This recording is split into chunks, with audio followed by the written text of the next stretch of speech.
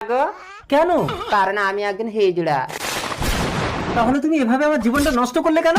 আমি তোমাদের সমাজে থাকতে চাই, আর আমার সাথীরা জানতে পারলে আমাকে নিয়ে চলে যাবে, আর বাড়ি বাড়ি কি ছেলে নাচাতে হবে। বাড়িতে কে আছে বেরিয়ে আয়, আমরা খবর পেয়েছি আমাদের সাথী আশাকে বাড়ির মধ্যে বিয়ে করে এনেছে, ভালো ভালো আমাদের হাতে তুলে দে বলছে। হ্যাঁ, তোমার পায়ে পড়ে তুমি আমাকে ওদের হাতে তুলে দিও না গো। আমার লাল বাটা বিলে বুগাছে ধরেছে। এই মধ্যে শুবি আয়।